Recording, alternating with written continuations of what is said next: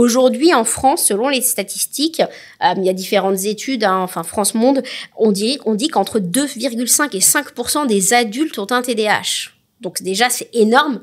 Enfin, vous qui écoutez la vidéo, vous faites le calcul autour de vous, parce que on parle seulement aujourd'hui du monde des adultes. Pendant longtemps, on a cru que le TDAH en fait disparaissait après l'enfance, mais c'est pas du tout qu'il disparaît. C'est juste que effectivement, on est plus mature émotionnellement, donc ça va pas avoir la même, tu vois, les mêmes symptômes exactement que dans l'enfance, mais il reste en fait le TDAH dans le temps, dans une grande majeure partie des cas. Et aujourd'hui, parmi cette population adulte qui a un TDAH, enfin voilà, qui aurait un TDAH, ben, il y a toutes les générations avant 2010, 2015, vraiment le TDAH, personne n'en parlait. Donc il y a toutes les générations post 30 ans globalement qui n'ont pas eu de diagnostic dans l'enfance parce qu'ils le compensaient de façon différente. Et aujourd'hui, on estime, je lisais le chiffre récemment, que seulement 1% des adultes ont reçu un diagnostic. Bonjour et bienvenue dans le podcast Résonance, le podcast de l'expérience collaborateur. Je suis Sarah Creveillé et je reçois aujourd'hui Catherine Testa. Bonjour Catherine. Bonjour à toutes et à tous. Merci d'avoir accepté l'invitation. Avec plaisir. Je vais dire un petit mot sur toi, que les auditeurs sachent avec qui on va partager ce moment. Donc tu es scientifique de formation, tu es diplômée d'un master en sciences et génie de l'environnement et tu as travaillé 8 ans dans l'accompagnement des entreprises dans la mise en place des pratiques RSE avant de fonder l'optimisme.com et l'optimisme.pro et de te spécialiser dans les enjeux liés à la QVT. Pour toi, l'optimisme, c'est le prérequis de toute action, c'est ce que tu dis, et l'ingrédient nécessaire à tout changement. Tes prises de parole sur les sujets te valent d'être l'une des personnalités les plus influentes sur LinkedIn depuis 2017. Et tu es autrice également de plusieurs best-sellers publiés en France et à l'international. Tu as notamment écrit « Oser l'optimisme » et « Oser être soi, même au travail ».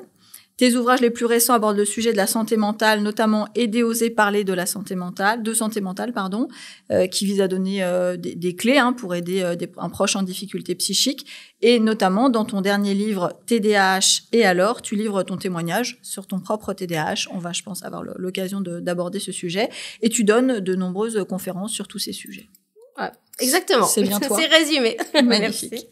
On a un rituel dans le podcast, c'est la question mystère. Donc, je t'invite à tirer une enveloppe et me la tendre et je vais te dire de quoi il s'agit. Parle-moi d'un moment simple de ta journée qui te fait dire « chouette cette journée ». Oh là là, ça va être mon premier propos va être assez honteux. Vas-y. Il faut savoir que pour me laver les dents, pour attendre 3 minutes, parce que ça me paraît super long, 3 minutes, eh bien, j'écoute des chansons. Et le choix musical n'est pas forcément le choix musical qui est le plus classique du monde. Donc, je vais pouvoir m'écouter Despacito. Sur certaines bonnes journées, je vais écouter Claude François. C'est très, très ridicule. Mais, et ça, c'est chouette cette journée. Voilà, exactement. Quand c'est pas Carlos. Ok, ça marche. Nous, comment on se connaît parfois c'est des invités qui me recommandent des invités, mais nous, en l'occurrence, on se connaît, parce que quand j'étais DRH, je venais à des événements que tu organisais pour l'optimisme. C'était toujours des grandes sources d'inspiration pour moi, et c'est vrai qu'on a continué via les réseaux sociaux à se fréquenter à intervalles réguliers. Évidemment, j'ai lu tes livres, tu avais lu le mien, Le bruit du bonheur. Je crois que dans mon téléphone, je crois que je m'appelais Le bruit du bonheur, Sarah Le bruit du bonheur. Tu t'appelles Sarah Bonheur. Voilà. Donc voilà, c'est comme ça qu'on se connaît. Aujourd'hui, donc on va parler de l'expérience collaborateur. Pour toi, la définition de l'expérience collaborateur, c'est quoi ? Pour moi, c'est permettre d'accueillir chacun et de faire vivre à chacun un parcours qui lui est propre. Et pour moi, l'expérience collaborateur, ça va vraiment être de permettre, à mon sens, aux collaborateurs d'être eux-mêmes. Tout un programme. Tout un programme hyper compliqué. Ben oui. Un jour, mon kiné, quand je lui disais il faut qu'on soit soi-même, il dit mais c'est une vie de savoir qui on est. Ouais. Voilà. Compliqué, mais c'est probablement aussi très en lien avec la notion de différence. On est tous différents, d'acceptation de la différence, d'acceptation de l'imperfection. Alors, je sais que parfois, on n'ose pas dire qu'on est imparfait, mais la réalité, c'est que... Enfin, à titre perso, je connais personne de parfait. clairement. Donc, c'est d'accueillir aussi ces notions d'imperfection et de permettre, en fait, à chacun de s'exprimer dans sa souveraineté, dans qui il est. Et voilà, mais c'est compliqué parce que c'est pas l'entreprise qui peut faire ça toute seule, parce que ça vient chercher plein de freins qu'on peut avoir soi-même en tant qu'individu, parce qu'on a eu des freins dans l'enfance, dans nos précédentes expériences, on a eu des freins parfois dans notre vie de couple ou des choses comme ça. Mais ouais, je dirais que ça serait vraiment, à mon sens, permettre à chacun d'être soi-même. Ok, donc ce que tu dis, c'est effectivement, ça peut pas être que la responsabilité de l'entreprise, mais ce que tu dis, c'est peut-être comment l'entreprise met en place un climat favorable, un environnement favorable pour que chacun puisse de plus en plus être lui-même et puis s'accepter et être accepté des autres dans sa différence et ses imperfections. Est-ce que c'est de cet ordre-là ? C'est de cet ordre-là, avec la notion de chacun à sa place. Je me rends compte que dans pas mal d'entreprises, aujourd'hui, tu as certains métiers, certaines fonctions qui sont très, très valorisées et d'autres fonctions très sous-cotées. Alors, ça va dépendre évidemment des entreprises, mais parfois, ça va être les fonctions support. On va se dire, mais voilà, ils sont pas en train de vendre, etc., etc. Une entreprise, c'est de toute façon un collectif. C'est un collectif qui vit, qui vit ensemble. Et plein de personnes aujourd'hui ont l'impression de ne pas être utiles, en fait. Plein de personnes se disent qu'elles ne sont jamais reconnues, qu'on ne les récompense pas. Et moi, je me retrouve aujourd'hui, à travers les réseaux sociaux, avec des personnes qui viennent me dire à 40, 50, 60 ans, moi, Catherine, j'étais mauvaise élève à l'école, et puis de toute façon, dans notre boîte, on nous dit sans arrêt que les cimetières sont remplis de gens indispensables.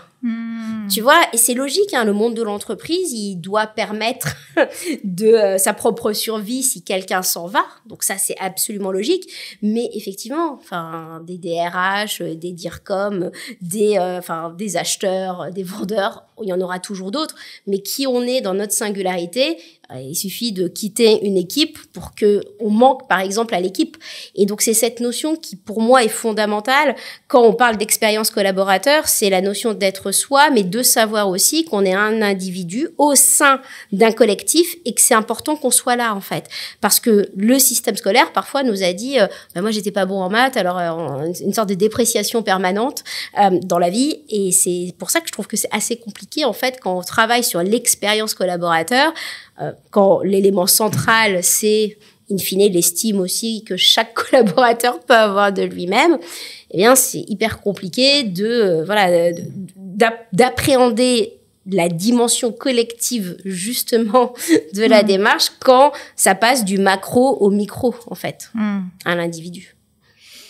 Il y a ce que je disais tout à l'heure, tu as plus d'1 million de personnes qui interagissent sur tes publications LinkedIn chaque mois. Finalement, tu as transformé, toi, ta vision de l'optimisme vraiment en une plateforme d'influence avec un réseau d'engagement. D'après toi, quel rôle, finalement, joue l'optimisme dans l'expérience collaborateur et comment ça peut aider à surmonter des défis ? À mon sens, l'optimisme, de toute façon, c'est ce que tu évoquais en introduction, c'est le prérequis à toute action.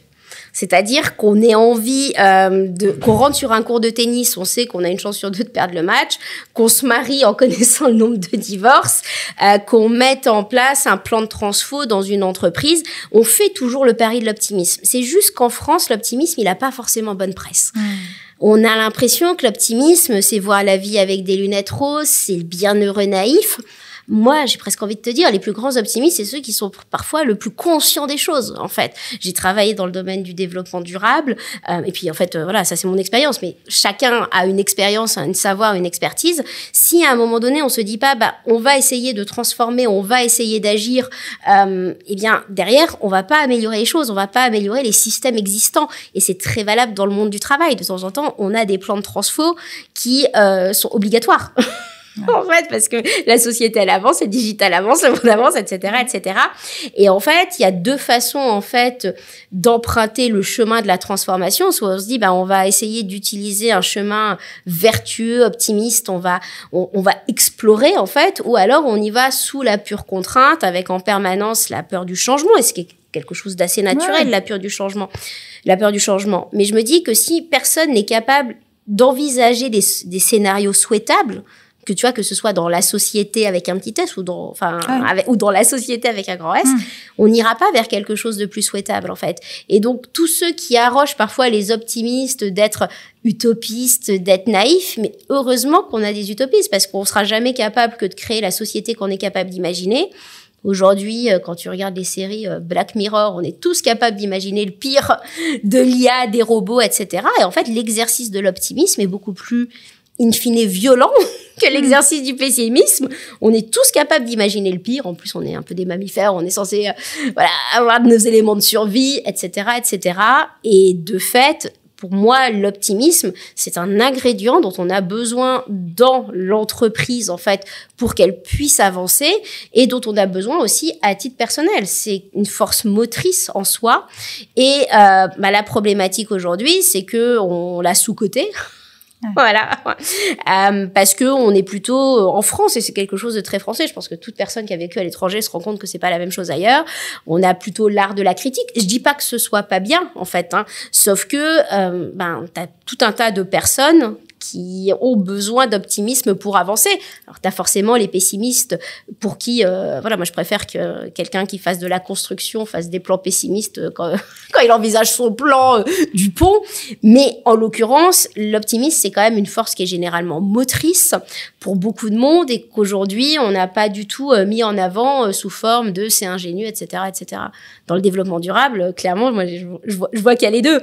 T'as tu vois, la vague complètement collapso qui vient, et moi c'est mes copains qui sont en plus qui interviennent en plateau en disant que le monde va s'effondrer à horizon 2030.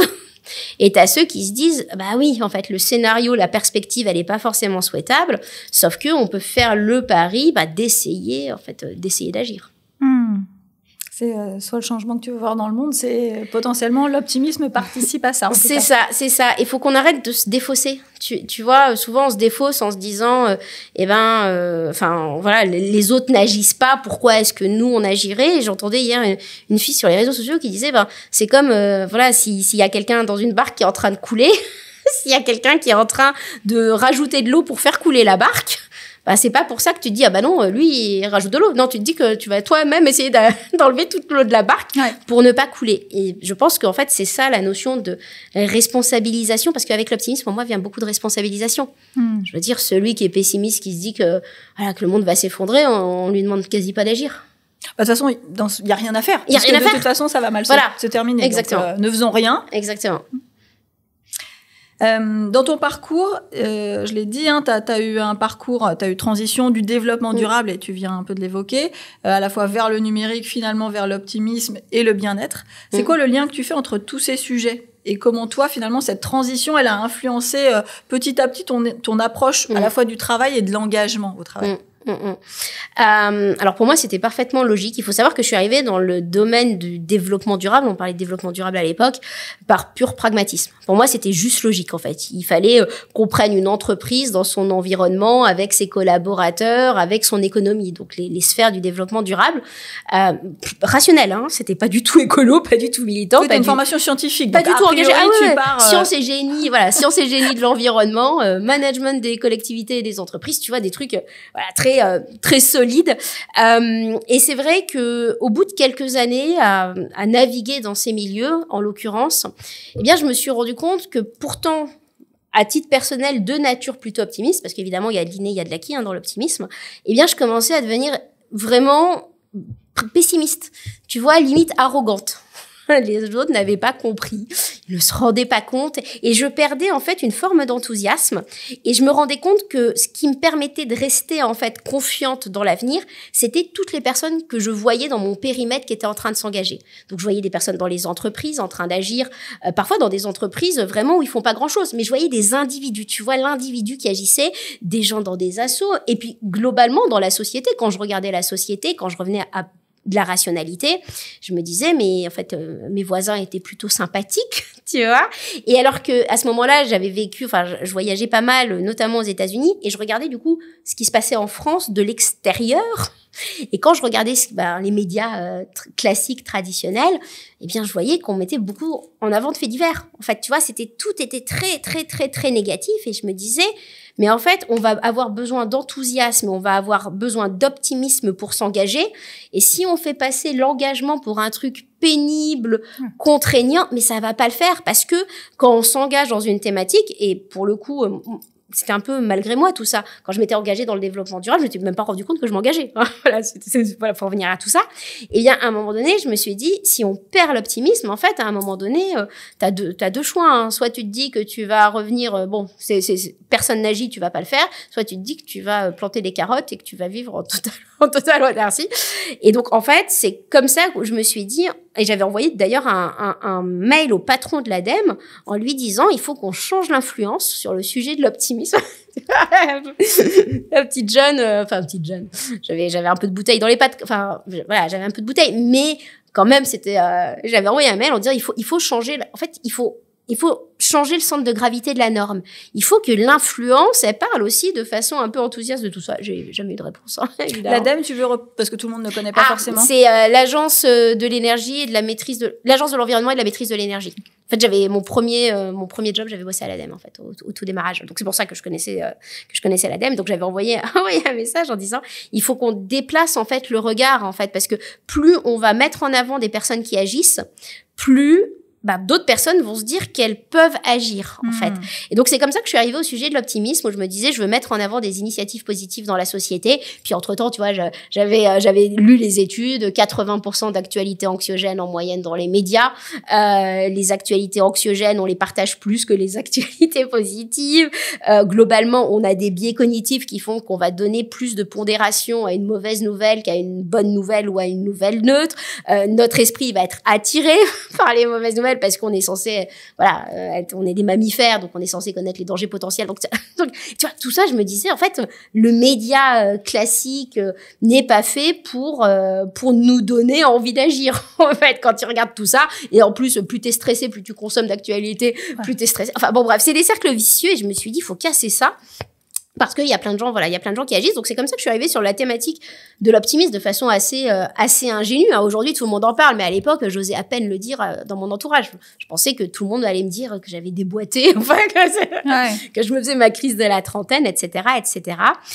Donc, je suis arrivée naturellement, et puis rapidement, in fine, comme je venais un peu du domaine de la RSE, du développement durable, j'avais en contact des RH, des directeurs achats, des directeurs développement durable. On pouvait pas me taxer de naïve. Je pense que c'est ça qui m'a permis de parler d'optimisme en disant, mes communications d'avant, c'était sur le GIEC, donc sur les rapports du GIEC. Donc, on pouvait pas me taxer de naïve, et je pense que c'est pour ça qu'on m'a écoutée. Et assez rapidement, le monde du travail, en fait, est venu en disant, c'est quoi le pendant de l'optimisme au travail? Et donc, moi, à ce moment-là, je me suis dit, pour moi, in fine, dans le développement durable, dans les sphères RSE, il y avait la QVT. C'était quelque chose d'assez logique. La qualité de vie au travail. Qualité de vie au travail. Et donc c'était une partie intégrante, et je me suis dit, tiens, c'est vrai, sur les réseaux, on n'en parle pas. Alors aujourd'hui, on a l'impression que tout le monde en parle. Là, on est en 2017 à ce moment-là. Et là, je me dis, écoute, ce que je vais faire, parce que j'avais vraiment conscience de l'influence, parce que je m'étais déjà rendu compte, ou c'était un postulat, et je m'en suis rendu compte après, que quand un sujet monte dans la société à travers les réseaux sociaux, le monde de l'entreprise s'en empare. Tu vois, quand on a commencé à parler d'hyperconnexion, tout d'un coup, on a demandé au monde du travail de créer des chartes de déconnexion. Et c'est un peu toute l'ambivalence de ce truc-là, parce que je veux dire, c'est pas parce que t'es RH que t'as écrit une charte que tu vas faire en sorte que des gens qui sont scotchés à cause de la nomophobie à leur téléphone vont réussir à se déscotcher. Mais, en fait, et je m'étais rendu compte qu'il fallait que généralement des sujets montent dans la société pour tout d'un coup, en fait, être abordés dans les sociétés. Et donc, c'est à ce moment-là, je me suis dit, il y a un sujet qui était encore à explorer, que je trouve hyper intéressant, qui était le sujet, justement. Alors, à l'époque, on parlait de bien-être au travail. Il y avait pas vraiment de formalisme, en fait. Et donc, j'ai demandé à des gens, sur les réseaux sociaux, j'ai dit, dénoncez. Enfin, voilà, si vous faites quelque chose en matière de qualité de vie au travail, eh bien, levez la main, en fait. Et ou dénoncez les personnes dans vos entreprises qui font quelque chose sur la qualité de vie au travail. Et c'est ça qui a été hyper sympa que t'as connu aussi à cette époque, c'est que dans une même salle, on retrouvait parfois le stagiaire qui venait d'arriver, qui était engagé, jusqu'au patron de l'entreprise, en passant par des RH, des énormes boîtes. C'était un mix juste de gens qui avaient envie de s'engager. Et donc c'est comme ça qu'en fait, tu vois, de fil en aiguille, je suis arrivée au sujet de la qualité de vie au travail, et je trouvais ça hyper intéressant parce qu'en plus, je sais que j'ai été auditée par des agences qui cherchaient à comprendre comment ça se fait qu'on était tout petit, hein, comment on avait créé un réseau aussi grand. Eh bien, c'est parce qu'on avait juste fédéré des gens qui, je dirais pas vibrer la même chose, mais c'était presque ça, tu vois, qui avaient les mêmes constats dans toutes leurs entreprises, et quelle que soit la taille de leur entreprise, qui essayaient de faire des trucs, parfois embryonnaires, parfois avec plus de liberté, comme toi, t'as pu avoir, mais d'autres personnes qui essayaient sur un petit périmètre dans une grosse boîte, sur un étage, de faire quelque chose. Et je trouvais ça absolument incroyable dans une société où pendant des années, on avait classé les gens. Et puis dans mon ancien métier, je faisais ça. Je mettais les directeurs RH avec les directeurs RH, les directeurs développement durable avec les directeurs développement durable. Et en fait, tout d'un coup, pour moi, ça a fait émerger une forme de mouvement. Et surtout, ça a donné, et ça, je le vois aujourd'hui, ça a donné une autorisation aux gens qui avaient envie de s'engager. Par exemple, sur des sujets d'intelligence collective, sur des sujets de qualité de vie au travail, ça leur a permis de montrer qu'il y avait des boîtes qui s'engageaient, du coup que c'était pas quelque chose de fantasque. Et au démarrage, il y a encore quelques années, des gens me disaient « j'ose pas liker vos publications de peur de ce que vont en penser mon boss ou mon équipe en fait ». Et maintenant, j'ai presque l'inverse, il y a des gens qui comprennent pas pourquoi d'autres personnes likent les publications. Et c'est en ça que je crois profondément que quand il y a un sujet qui doit monter dans la société, eh bien il monte dans la société avec l'influence, tu vois, la santé mentale, c'est monter du monde de l'influence, la RSE, c'est aussi monter du monde de l'influence, et après, les entreprises, ils ont plus trop de choix que de s'engager, et tout d'un coup, tous ces éléments un peu bizarres du monde du travail qui disaient, il faut faire quelque chose, tout d'un coup, on vient les chercher en disant, alors attends, tu nous disais quoi sur la qualité de vie au travail, etc. Et donc, voilà, c'est pour ça que c'est comme ça qu'en fait, j'ai itéré. Et aujourd'hui, d'ailleurs, je me pose souvent la question, est-ce que c'est la qualité de vie au travail qui appartient à la RSE ou est-ce que c'est la RSE qui appartient à la qualité de vie au travail? Et tout ça, c'est très interconnecté quand même. C'est profondément lié, en fait, évidemment. Et puis, ça va avec le parcours, avec l'expérience collaborateur, ça va avec le rôle du RH. Enfin, en fait, moi, j'ai une vision très holistique, en fait, du monde du monde du travail. Et d'ailleurs, c'était marrant parce que même dans notre groupe QVT de l'époque, t'avais vraiment des métiers hyper différents, en fait. Ouais. Et pourtant, les mêmes sujets, quoi. Mais en tout cas, ce que tu dis au niveau de fédérer, je me souviens que quand je venais aux événements que tu organisais, c'est sûr que on repartait parce qu'on comme tout le monde, on est quand même souvent le nez dans le guidon avec notre opérationnel, notre quotidien, et le fait de venir à ces événements, ça nous faisait prendre de la hauteur. Ouais. Et puis, effectivement, il y avait quand même beaucoup de personnes qui avaient envie un peu de changer le monde. C'est un grand mot, mais vraiment qui avaient envie de contribuer à rendre le monde du travail meilleur. Et donc, on repartait de ces événements. On avait pris un shoot d'optimisme, effectivement, d'énergie. Et puis, on repartait reboosté jusqu'au prochain événement. Et c'est vrai que ça faisait énormément de bien. Et je pense que ça a soulagé beaucoup de personnes qui étaient là. Ça a autorisé. Et surtout, toutes ces personnes, parce que, et c'est ça qui est un peu triste, c'est que t'en as plein qui se sont cramées dans le temps, parce qu'elles ont vraiment essayé de bousculer ce qui se passait en interne. Et c'est pour ça que moi, je crois pas vraiment au classement il fait bon vivre dans telle ou telle entreprise. Alors évidemment, il y en a où, franchement, il y a quand même des grosses différences. Mais vraiment, dans les pires entreprises sur le papier, j'ai vu des personnes incroyables, en fait. Et c'est vraiment une question d'humain. J'ai vu des entreprises dans lesquelles je voulais parler de quelqu'un, par exemple, d'un directeur que j'adore dans une grosse boîte. J'ai eu un no-go de sa com qui a dit « Ah non, on parle pas de lui, tout le monde veut aller bosser avec lui aujourd'hui. » Tu vois? Et c'est marrant parce que, en fait, il y a plein de gens qui sont vraiment engagés. Et c'est juste qu'on les voit pas. Et je me rappelle, à l'époque de la qualité de vie au travail, tu vois, on avait l'impression que c'était un truc un peu fantasque, alors qu'on avait vraiment juste des gens engagés à tous les niveaux. Et il se passe plein de choses, en fait, et on le voit pas forcément. Et ça, je pense que c'est un énorme message aussi d'espoir, parce que, tu vois, en France, quand quelqu'un va communiquer sur une action RSE QVT, limite, c'est presque tendre le bâton pour se faire battre. Et le fait qu'il y ait les personnes les plus engagées, leur enjeu, c'est pas forcément de communiquer. Ils sont en train d'agir sur le terrain. Et je vois quand même aujourd'hui beaucoup d'engagement sur le terrain. Donc j'espère juste que ceux qui sont en train de s'engager vont pas se cramer. Parce que de temps en temps, hein, entre j'arrive à faire quelque chose sur un périmètre et c'est décliné au groupe sur 200 000 collaborateurs, il y a quand même des étapes hein, de temps en temps. Mais je trouve que le monde du travail bouge beaucoup. Hein. Tu vois, l'expérience collaborateur, est-ce qu'on donnait ce mot-là, ne serait-ce qu'en 2017 ? Non, on était sur l'expérience client et puis ça C'était ça. Et pourtant, déjà, on parlait de symétrie des attentions. Oui, tout à fait. On va dire, comment tu vas être sympa avec ton client si tu te fais engueuler juste avant ? C'est difficile, quoi. Dans l'expérience collaborateur, il y a ce sujet d'inclusion et diversité hein, dont on parle, sur lesquels les entreprises se questionnent. En tout cas, c'est des sujets en réflexion. Toi, tu m'as partagé ton profil, du coup, hein, TDAH. Tu as écrit ce livre hein, qui vient de sortir là, très récemment, au mois de septembre, hein, TDAH et alors, que je vous invite évidemment à lire. Tu voudrais un peu nous expliquer ce que c'est le TDAH, l'impact sur ton quotidien pro. Voilà. Alors, peut-être avant de parler du TDAH, déjà dire que pendant longtemps, le sujet de la santé mentale a été un tabou. Clairement, on n'osait pas forcément en parler et plein d'entreprises avaient vraiment peur hein, que ce soit ouvrir à la boîte de Pandore, tu vois, que d'aborder ce sujet-là. Et nous, en tout cas, on a vu un vrai point de bascule en 2020, finalement, avec les confinements où tout d'un coup, on a osé parler d'anxiété. Et donc, le sujet de la santé mentale s'est un peu invité, en fait. Alors, avec beaucoup de caricatures, limite, et de raccourcis, santé mentale égale burn-out. Voilà, on va pas se mentir.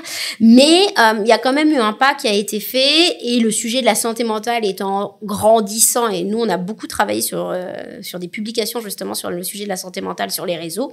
De plus en plus, le monde de l'entreprise commence à réfléchir à ce dont il s'agit. Pourquoi je parle de ça ? Parce que quand on parle de diversité, en fait, on a du mal à envisager la diversité nos différences de cerveau. Presque, en fait. On pense souvent à la diversité qui se voit physiquement et de la neurodiversité, de la neuroatypie, ça se voit pas forcément, ça s'exprime pas forcément et parce qu'on a souvent une grande méconnaissance sur le sujet. Et c'est vrai que le premier livre que j'avais écrit là-dessus, ça s'appelait Aider. En fait, j'avais coécrit avec Eva Mazur, avec pour objectif d'outiller le monde du travail parce que le problème, c'est que souvent, c'est le collègue, tu vois, qui voit que l'autre va pas bien. C'est le manager et il sait pas quoi faire. Le manager, il est ni psy, ni médecin. Il a peur de faire de l'ingérence. Il a peur de se mêler de ce qu'il regarde pas. Il a peur de, si je dis à quelqu'un d'aller voir un psy, comment ça va être pris. Donc, ça a été ma première entrée, en fait, dans le sujet de la santé mentale. Mais parce que moi, j'étais concernée dans la mesure, alors déjà, dans mes équipes, j'avais des personnes concernées et surtout, des personnes venaient me déposer leur souffrance sur LinkedIn, me raconter leur vie, et je savais pas comment réagir à tout ça, en fait. Donc, c'était ce dépôt de souffrance que je ne savais pas comment accompagner. Donc, forcément, il y a eu ce premier livre. Et puis après, moi, j'étais concernée par le TDAH et je me suis dit, en termes presque d'intégrité intellectuelle, en fait. Je pense que dans les premières lignes de Aider, je dis que je suis concernée. Je ne dis pas ni pourquoi, ni comment, parce que TDAH, c'est compliqué on connaît pas forcément. Et donc, je me suis dit, en fait, faut le déposer. Parce que si on veut que la société, elle change, il va falloir que des personnes aussi qui ont une visibilité publique et qui ont quand même des parcours relativement classiques, osent s'exprimer en fait sur leur atypie parce que sinon la santé mentale est un domaine qui est complètement hors de l'entreprise, qui n'est pris que par du partage de souffrance. Et c'est vrai, quand on a un trouble de la santé mentale par exemple, quand on a un TDAH, c'est pénible au quotidien, mais je me suis dit en fait il faut qu'on ose prendre la parole. Et c'est compliqué de prendre la parole sur ces sujets parce que forcément le TDAH tout le monde connaît pas. Maintenant pour arriver à ta réponse, pour donner la définition. Alors déjà TDAH, c'est ça. L'acronyme déjà. Exactement. Donc, c'est trouble déficit de l'attention avec ou sans hyperactivité. On en parle de plus en plus aujourd'hui, j'ai l'impression, et c'est vrai que le nombre de requêtes sur Internet a augmenté sur ce sujet-là, mais il faut savoir que c'est un trouble qu'on a depuis la naissance, en fait. Donc, c'est pas quelque chose à la mode, comme certains peuvent le croire. C'est pas les écrans font qu'on a un TDAH, parce qu'il y a ces sortes d'amalgames entre attention et trouble de l'attention et trouble déficit de l'attention. Un TDAH, ça va être le fait d'avoir un faisceau de symptômes qui vont être de l'hyperactivité, mais on peut aussi avoir un TDAH sans hyperactivité finalement. Ça va être le fait d'être impulsif, et forcément le fait d'avoir un problème d'attention. Et en fait, dans notre caricature sur le TDAH, parce que de toute façon le monde est toujours caricature, eh bien on a l'impression que c'est le petit garçon qui va jeter, sa chaise au milieu de la classe, qui va embêter toute la classe, alors qu'en fait l'hyperactivité, elle peut s'exprimer sans autre façon. D'ailleurs, le TDAH est moins diagnostiqué chez les petites filles que chez les petits garçons, probablement parce qu'elles rentrent dans le moule. Et encore, il y a un questionnement là-dessus. Mais derrière, moi, c'était par de l'hyperactivité cérébrale, tu vois, par des micro-mouvements. Je me rends compte depuis tout à l'heure que je suis en train de bouger, que ça, c'est en train de faire un petit peu... En fait, l'hyperactivité n'est pas forcément celle qu'on croit et celle qui va embêter l'entourage. Puis derrière, le TDAH, c'est de l'impulsivité. Et moi, je me disais, mais je suis pas spécialement impulsive. Attends, donc je suis partie à l'étranger du jour au lendemain, je développe sans arrêt des nouveaux projets, je me lance dans des bouquins. Enfin, tu vois, et l'impulsivité où on a l'impression, parce que notre caricature sociale sur l'impulsivité, c'est il va faire du mal à l'autre, tu vois, c'est toujours contre l'autre. Non, l'impulsivité, elle est juste pénible au quotidien quand à 23h, tu commences à faire un projet. Voilà. Et puis derrière, t'as d'autres faisceaux d'indices, notamment sur le TDAH, d'être hyper focus. T'es capable de travailler de 7h du matin jusqu'à 23h sans penser à faire une pause, sans penser à manger, aller aux toilettes, etc. Donc, en fait, et c'est ça que j'essaie de faire comprendre aujourd'hui à travers ce livre, c'est que, déjà, on peut se rendre compte seulement à l'âge adulte, parce qu'on a compensé. On a compensé parce que moi, par exemple, je travaillais vite. Donc, je compensais tout ce temps passé à développer tout un tas de projets. On peut s'en rendre compte à l'âge adulte, parce que socialement, on s'est mis dans un moule. On ce qu'on appelle du masking en anglais. On a réussi en fait. On s'est adapté. On s'est adapté. On a réussi à s'adapter, mais au prix d'une vraie compensation. En l'occurrence, et tu vois, dans l'impulsivité, par exemple, il y a la logorrhée verbale, le fait, par exemple, d'interrompre les autres, ce qui peut nous mettre en douleur sociale, parce qu'on se dit, punaise, j'ai interrompu la personne, je l'ai pas écouté jusqu'au bout, et puis, comme on a de l'inattention, en fait, on va avoir oublié ce que la personne nous a dit parce qu'on aura regardé quelque chose. Et en fait, le TDAH, et c'est ça le problème, c'est que moi, quand j'ai commencé à dire que j'avais un TDAH, j'ai été diagnostiquée à 35 ans, quand j'ai commencé à dire que j'avais un TDAH, j'ai des copains qui m'ont dit, mais on a tous un TDAH. Non, on n'a pas tous un TDAH. Puis, c'est compliqué parce que quand soi-même on est concerné, on va reporter le diagnostic. On n'a pas forcément besoin d'un diagnostic s'il n'y a pas souffrance. Donc, c'est aussi ça. Moi, j'ai eu besoin d'un diagnostic quand je n'arrivais plus à compenser. Mais non, on n'a pas tous un TDAH. Et d'ailleurs, pour ceux qui se questionnent sur un TDAH, regardez votre entourage. Est-ce qu'ils agissent de la même façon que vous? Est-ce que vous voyez votre collègue partir tout feu, tout flamme sur une nouvelle idée de projet, ne pas s'arrêter, etc. Donc, c'est vraiment ce que j'essaie d'explorer dans ce livre. D'abord, tout le questionnement autour du TDAH et derrière, comment est-ce qu'on peut mieux vivre avec un TDAH. Et tu vois, aujourd'hui, j'ai des managers, on parlait de diversité et inclusion, j'ai plein de managers qui m'ont contacté en me disant comment est-ce que je manage quelqu'un qui a un TDAH? Et vraiment, on est très, très en retard aujourd'hui en France sur le sujet. Et alors, quelle est ta réponse quand tu as des gens qui t'écrivent ça?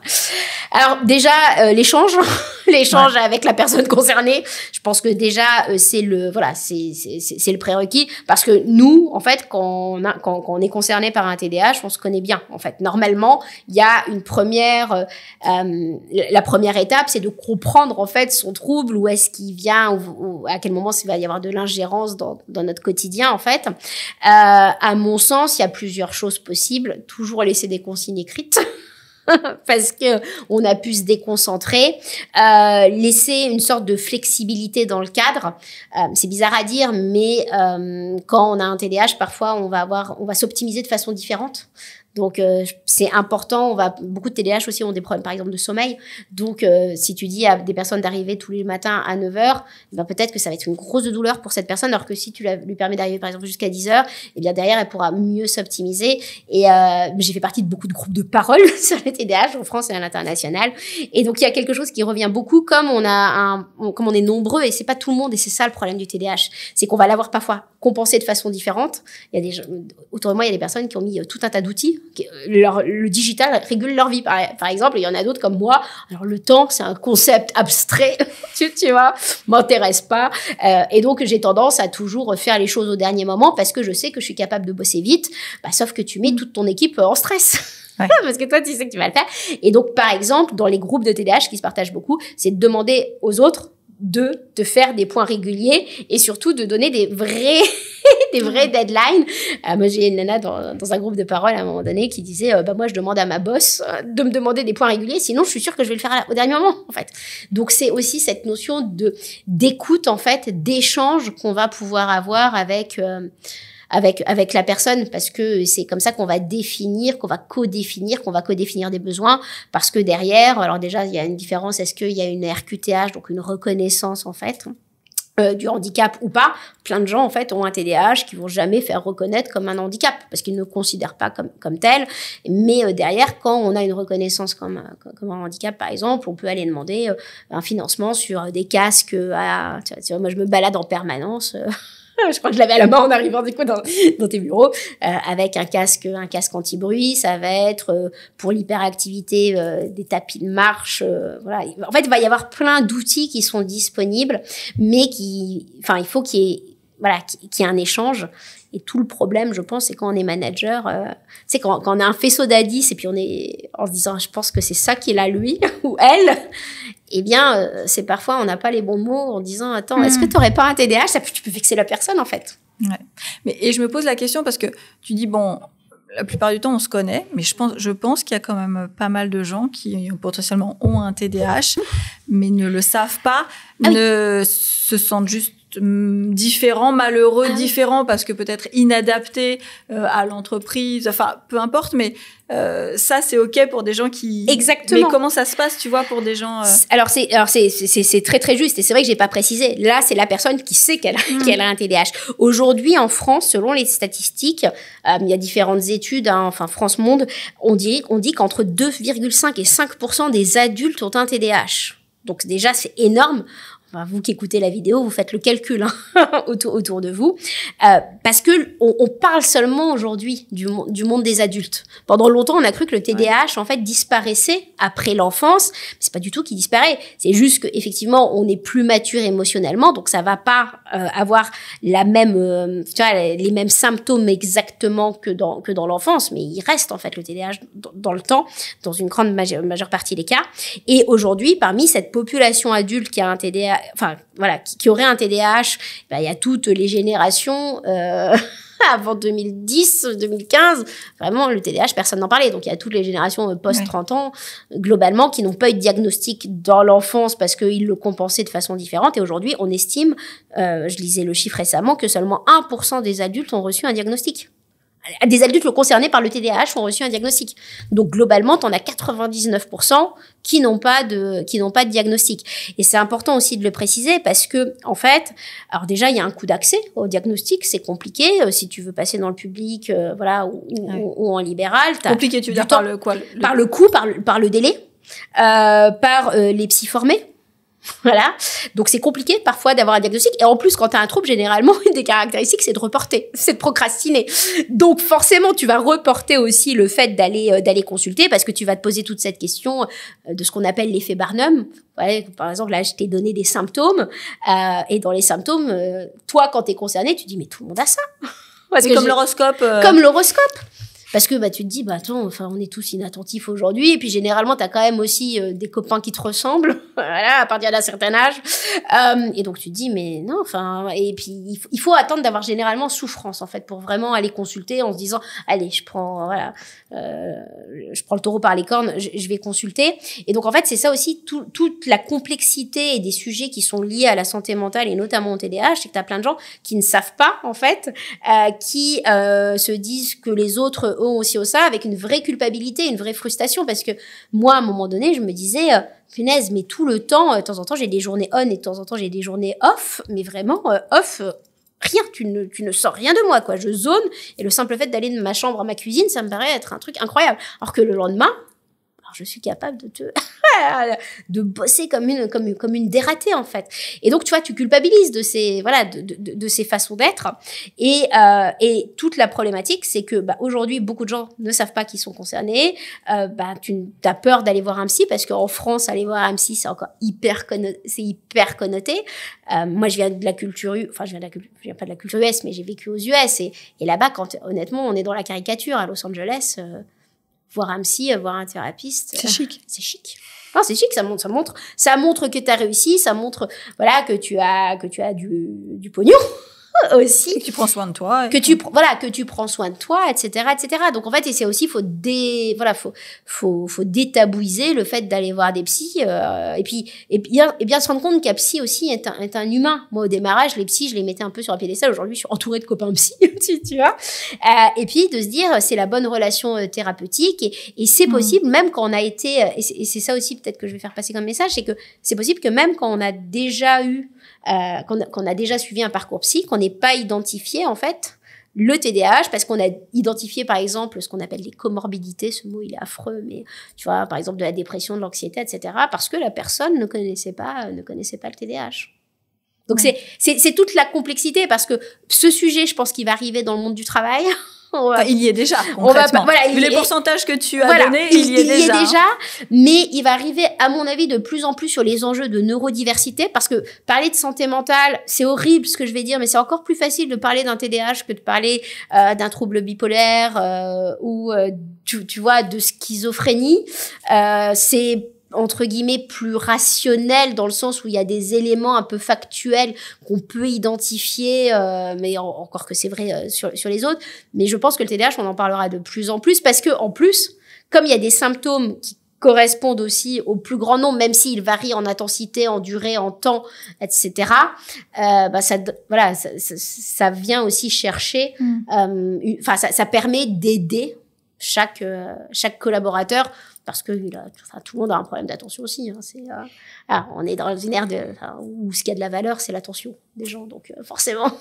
Mais du coup, d'après toi, comment les entreprises peuvent mieux comprendre, mieux intégrer ces profils neuroatypiques, intégrer ces sujets de santé mentale, tu vois, que ça vienne plus dans l'entreprise, pour aussi montrer les bénéfices quand même de profils, alors par neuroatypique, il y a le HPI, le HQI, pardon. Ouais, tous les 10, c'est quand même 10. Des neuroatypiques, le TDAH, le TSA, les HPI, Le nerf de la guerre, c'est la sensibilisation et c'est la communication. Le nerf de la guerre, c'est d'expliquer, en fait, sans stigmatiser, que c'est pas parce que t'as un TDAH, alors on va pas se mentir, au quotidien t'as des bugs, mais les autres ils ont d'autres bugs au quotidien, donc c'est aussi ça l'avantage.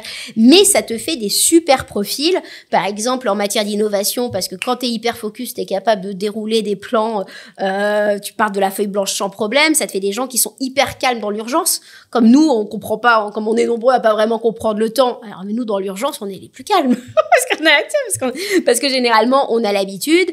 Ça te fait des profils en qui tu peux avoir confiance, parce que tout à l'heure je te parlais de l'impulsivité, et naturellement tu vas dire les choses parce que ton cerveau il va pas processer assez vite. Donc en fait, pour moi, à mon sens, il va falloir aller expliquer que, par exemple, sur le TDAH, il y a des avantages aussi. Il y a les avantages des inconvénients et les inconvénients des avantages. Donc, le nerf de la guerre, ça va être la sensibilisation. Le nerf de la guerre, ça va être le fait que les gens lèvent la main. Et ça, c'est compliqué, parce que même moi, qui, pour le coup, j'ai déjà de l'influence, j'ai pas de patron, quand j'ai hésité à parler de mon TDAH en me disant, est-ce que je vais passer de, l'influenceuse, si on peut dire ainsi, la leader d'opinion sur la QVT, sur l'optimisme, à la leader d'opinion TDAH. Tu vois, cette notion de casquette qu'on vient te mettre. Et c'est vrai qu'aujourd'hui, pour forcément naviguer beaucoup dans ces milieux, il y a plein d'artistes, de personnes connues, beaucoup d'entrepreneurs aussi à la tête de boîte. Typiquement, l'entrepreneuriat, le TDAH, c'est incroyable pour un entrepreneur. Avec quand tu as du HPI, du TDAH, alors tu es capable de te lancer dans des projets parce que t'as le goût de l'aventure, t'as le goût du risque, tu t'en rends pas compte, etc., etc. Et il va falloir que de plus en plus la société prenne la parole en disant, mais alors moi je fais partie de ces gens-là, et c'est voilà, c'est pour ça que moi j'avais appelé comme ça le livre TDAH. Et alors, en fait, c'est un peu le so what. Alors et alors, qu'est-ce que c'est? Mais alors, bon, bah voilà, j'ai un TDAH, et alors, en fait, ça vient pas enfin, ça me définit, mais ça ne fait pas mon entièreté, en fait. Et donc, sur le sujet de la santé mentale, je pense qu'il va falloir, et du TDAH, et de la neurodiversité, et etc. Il va falloir de plus en plus donner la parole aux personnes concernées. Donc, c'est génial si quelqu'un ose le dire dans une équipe, sans forcément avoir un diagnostic de poser, parce qu'on sait, je veux dire, les diagnostics, c'est pas forcément facile à les poser, mais en se disant, bah tiens, moi j'ai l'impression de me reconnaître dans ça, et en se disant, c'est ok. Tu vois, et ça vraiment, et il y a ça, et évidemment il y a aussi d'éviter toutes les maladresses, et ça c'est vraiment la deuxième partie. Tu sais, dans notre discours, en fait, on a tendance à dire non mais moi je suis complètement bipolaire, il est complètement schizo, enfin c'est tu vois, tous ces mots qu'on va dire, c'est le dépressif de service. Pour le moment, le TDAH n'est pas encore très connu, donc pas encore très connecté. Mais demain, c'est sûr, il y a un TDAH, c'est sûr, tu vois. Donc, tu vois, tous ces mots qu'on va employer dans le vocabulaire, en fait, de l'entreprise dans le quotidien, même si c'est sous forme de blagues, de métaphores, faire attention, parce que quand quelqu'un est concerné, généralement, tu le sais pas. Parce qu'un TDAH qui est compensé, je veux dire, t'as pas forcément envie de le dire parce que va falloir que tu commences à expliquer. Enfin, donc, il faut généralement avoir une forme d'assurance, en fait, pour aller dire que t'as un TDAH. Parce qu'il y a un paquet de personnes dans le monde du travail qui a un TDAH. Parce que je les connais, je peux le dire. Voilà, je donnerai pas les noms, mais il y en a un paquet. Et donc, de fait, il va falloir que les personnes concernées, mais qui ont une vie professionnelle épanouissante, lèvent la main aussi, pour redonner de l'espoir à tous ceux qui sont encore à la porte du monde professionnel. Parce que ce qui se passe aujourd'hui, c'est que forcément, tu as des atypies même dans tes façons de parler. Quand tu es face à un recruteur, eh bien, tu peux partir dans une sorte de, l'histoire dans l'histoire dans l'histoire dans l'histoire. Des digressions. Des digressions, donc tu vas pas essentiel. T'en dis probablement un peu trop sur toi parce que t'as cette habitude-là. Derrière, en fait, même à l'acte de recrutement, il faut connaître la personnalité TDAH pour se dire, ah bah attends, bon, alors effectivement, elle m'a fait elle a enrobé tout ça. Par contre, je vois bien au-delà dans ses capacités, dans ses compétences. Donc c'est pour ça que ça va passer, pour moi, à mon sens, par une énorme sensibilisation au sujet, et puis de dire, TDAH, so what, quoi. Oui, parce que finalement, ce qu'on ne connaît pas nous fait peur. Exactement. Donc, la sensibilisation va permettre de donner un niveau de connaissance à tout le monde, qui fait que une fois qu'on connaît les notions, déjà c'est moins abstrait, ça fait moins peur. Donc ça c'est le premier point. Et quand tu dis ça, ça me connecte à moi qui ai changé avant Xélia 10 fois de boîte, et puis même chez Xélia c'est mon 5e métier. C'est ça. Donc je me suis réinventée un certain nombre de fois. À l'époque, c'était quand même parce que moi ça fait très longtemps que j'ai commencé à travailler. À l'époque, quand je voyais des DRH, moi on me disait oh là, vous êtes très instable. Oui. Non, je suis pas instable, j'ai un mari, j'ai des enfants, je paye mes impôts, je vais au travail le matin, on peut compter sur moi. Donc non, je ne peux pas dire de moi que je suis instable. Certes, j'ai besoin d'apprendre, j'ai besoin de nouveautés, mais on peut pas dire de moi que je suis instable. Et c'était le discours. Enfin, ça faisait hésiter des RH qui disaient oh là là, comment on va faire avec elle, parce que est-ce qu'elle va rester, est-ce que donc c'est vrai que l'instabilité, c'est un truc qu'on nous renvoie en permanence. Parce que moi, exactement pareil que toi, on me disait, et puis moi, à 80% d'un sujet, je passe à un autre. Parce que à 80% d'un sujet, j'ai compris que le sujet était connecté à un autre, donc je passe à un autre. Donc je suis experte de rien. Je suis vraiment, j'ai gros réseau à 360, voilà. Mais je suis pas experte. C'est-à-dire que moi, je vais pas accompagner une entreprise sur la qualité de vie au travail. Par contre, je vais probablement avoir une vraie vision du sujet et je connais absolument tout. C'est pour ça que je fais notamment des conférences et de la sensibilisation. Et donc, cette notion, notamment de culpabilité qu'on te renvoie, moi, j'ai eu la même chose en me disant, mais je comprends pas. Non, en fait, je suis hyper stable. Pareil, mes potes, c'est les mêmes. Évidemment, il y en a d'autres qui rentrent parce que forcément, quand t'as ton atypie, généralement, tu rencontres d'autres personnes comme toi, tu dis oh et comme moi, tu t'entends parler dans les autres et ça te fait du bien. Mais derrière, en fait, quand tu regardes le monde de l'entreprise qui a quand même du mal au changement, d'avoir des personnalités qui aiment bien changer, c'est une vraie force, en fait. Et donc, c'est généralement, très souvent, enfin, moi, les TDAH que je connais, et même la neurodiversité, les HPI, enfin, ils survivent généralement dans des projets où il y a de la créativité, où il y a de l'innovation. Ils ont généralement 3 coups d'avance. Et c'est rigolo parce qu'il y a quelques années, quand je bossais dans le développement durable, à l'époque, le développement durable, tout le monde me disait, ma pauvre Catherine, tout le monde s'en fout. Hein. On en était là, quand j'ai commencé dans ce sujet-là. Eh bien, je retrouve plein de personnes que j'ai lâchées au moment du développement durable dans des réseaux de neurodiversité. Comme par hasard. Comme par hasard. Donc, en vrai, tout ça, franchement, c'est assez lié. Et pour bosser sur des projets un peu innovants, c'est hyper important. Le sujet du TDAH et le problème, je pense aussi qu'on peut, nous, avoir, c'est qu'on a envie d'explorer tous les sujets en même temps. Et souvent, je donne cette métaphore, tu vois, même en te parlant, j'ai X idées et je sais pas laquelle va traverser la bouche. Tu vois ce que je veux dire? Et donc, c'est un peu un problème. On a tendance, en plus, comme il y a plein de petites caractéristiques, mais on va avoir tendance à plus aller facilement bosser sur les projets des autres parce qu'il y a un nouvel enthousiasme que sur des projets de fond. Et moi je le dis quand même, moi j'ai quand même des bugs, clairement, envoyer une ordonnance, tu sais, à la mutuelle, alors ça me paraît être un truc incroyablement difficile. Et je pense que c'est là aussi où, tu vois, tout à l'heure tu me parlais de l'expérience collaborateur. Pour moi, ça rejoint la diversité, l'imperfection, etc. Parce que vraiment, je valorise quelqu'un qui est capable de sortir du médecin, de mettre la truc dans la main. Et quand je le conscientise, je me dis, mais c'est pas très compliqué à faire. Mais alors, moi, dans mon truc, il y a une sorte d'inhibition. Et c'est mes connexions qui veulent pas. Mon corps veut, mais alors, il y a le frein à main qui est mis en place. Et je pense aussi que quelque chose d'hyper vertueux à venir parler, en fait, d'une sorte d'atypie, en ayant en plus en disant, alors ça demande du travail perso, on va pas se mentir quand même, en se disant ce n'est qu'une atypie, etc. C'est que derrière, ça permet vraiment d'ouvrir le champ de tous les sujets. Quand j'ai parlé de mon TDAH, mais j'ai des gens qui ont levé la main en disant, alors moi j'ai un trouble bipolaire, moi ma femme, etc. En fait, c'est que quand tu oses en fait parler de toi, et c'est pour ça qu'on parlait d'oser être soi, l'expérience collaborateur, c'est cette notion, et t'autorises l'autre à être lui-même en fait. Et je me dis, il n'y a pas d'études qui sont faites dans le monde de l'entreprise sur le coût du mensonge. T'imagines le coût dans une entreprise des gens qui doivent se cacher de qui ils sont. Tu vois, de qui ils sont mais dans tout, je veux dire, des personnes, LGBT qui n'osent pas le dire aux autres, tu vois ce que je veux dire. T'imagines le poids du mensonge, le coût financier du mensonge dans le monde du travail. Et pour moi, juste aller dire ces différences, mais il faudrait faire des études là-dessus, parce qu'à mon avis, on gagne un pognon.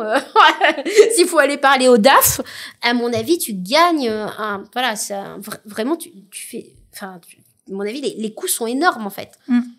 D'ailleurs, on a dit HPI, donc c'est haut potentiel intellectuel. Il paraît qu'on dit haut QI, haut quotient intellectuel. Ok. Voilà. Je sais pas pourquoi, mais voilà. Et puis aussi, il y a le QE, quotient émotionnel. Ouais, quotient émotionnel. On a dit TSA, donc trouble du spectre autistique. Et d'ailleurs, ça me fait penser, tout à l'heure, tu disais, oui, il faut quand même que des gens, comme toi, des personnalités publiques, lèvent la main aussi pour donner une crédibilité, une légitimité. Et quand on voit que Elon Musk a dit qu'il avait un trouble autistique. Bien sûr. Voilà, c'est quand même le gars que je sais pas combien de millions de gens adultes admirent, qui a une boîte énorme, des projets dingues. Oui, il a un TSA. Et que lui, plus il y aura de gens aussi comme lui, des personnalités publiques admirées, oseront le dire. Je pense que plus ça fédérera et ça... C'est complètement vrai, mais c'est hyper dur. En plus, souvent, TSA... QI, HQI, HPI, TDAH, c'est vraiment des spectres qui sont hyper proches. C'est pour ça qu'il faut souvent des psys hyper spécialisés pour savoir ce qui vient du TDAH, ce qui vient du HPI, ce qui vient du TSA. Et en fait, mais le problème, c'est que souvent, t'oses pas forcément le dire que t'as un TDAH. Moi, par exemple, j'ai hésité parce que j'ai une de mes meilleures amies qui a 2 enfants, en fait, dont un qui a TDAH, TSA, et je me disais, punaise, son quotidien, ça n'a pas été mon quotidien dans mon enfance et c'est pas mon quotidien aujourd'hui.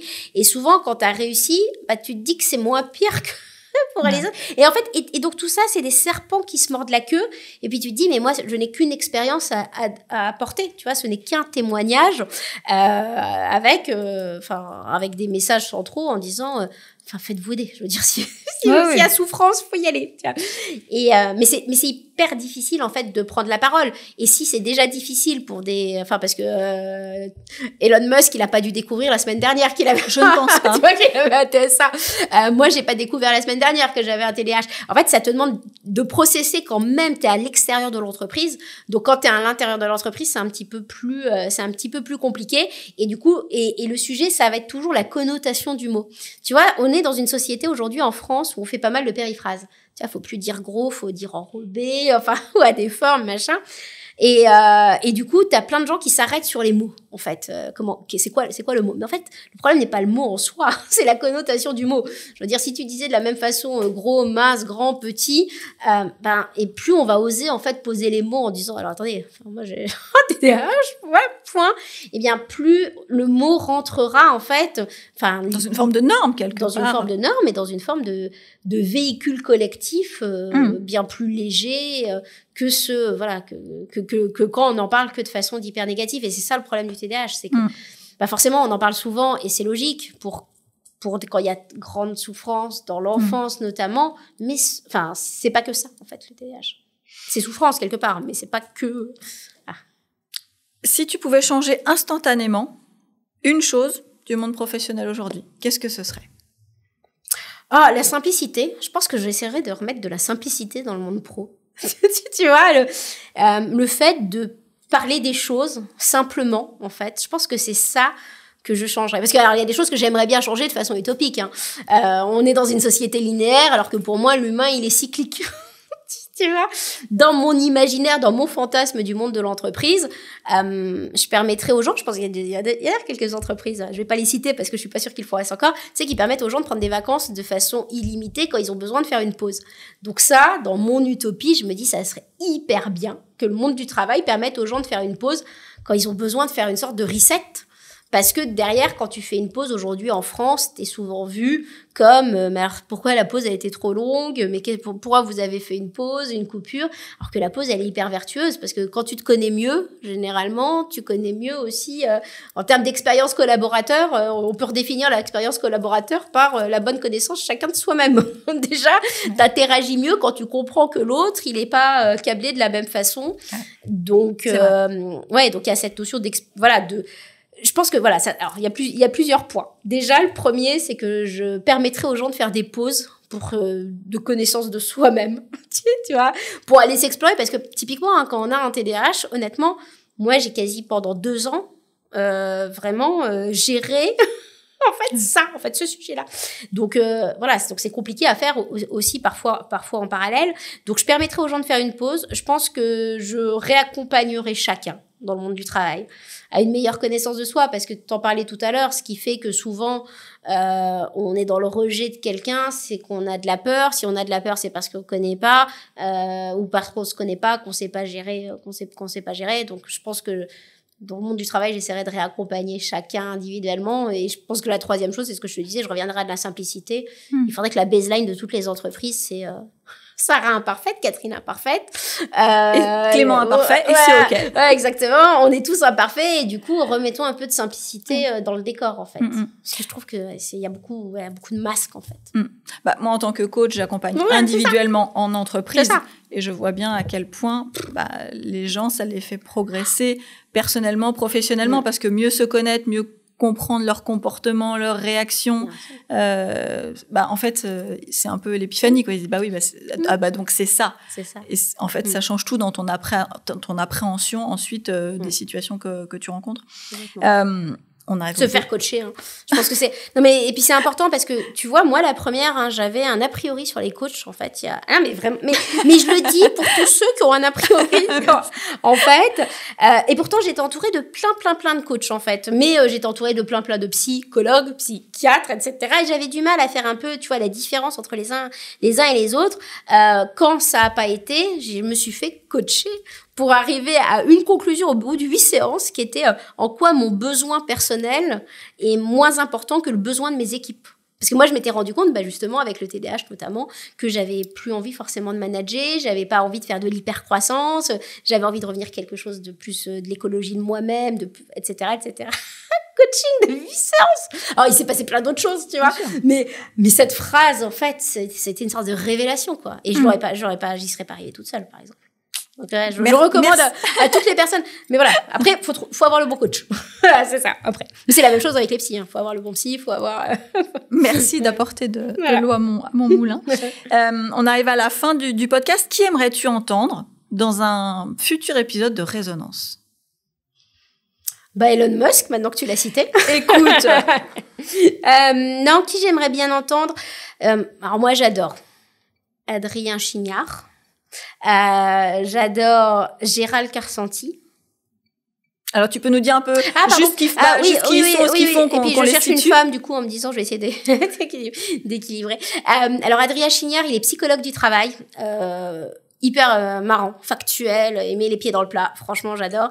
Gérald Carsanti, c'était l'ancien DG de SAP France, si je ne m'abuse, qui s'est beaucoup investi en fait justement sur tout un tas de causes. Donc, je trouve que c'est, tu vois, on parle d'incarner. Je trouve que ça serait chouette.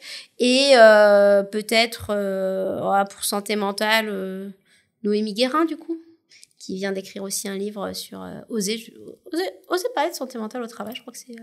Ok. Voilà. Bon, 3 invités. Merci. Voilà, tu es vraiment très généreuse. Hein. Je t'en donne 3. C'est vraiment très généreux. Ils sont très sympas les 3. En tout cas, Catherine, merci beaucoup d'être venue. J'ai passé un moment. J'étais contente de te retrouver. Donc, merci pour ça. Merci pour ton enthousiasme et ton optimisme. Et à bientôt dans Résonance. À bientôt. À bientôt.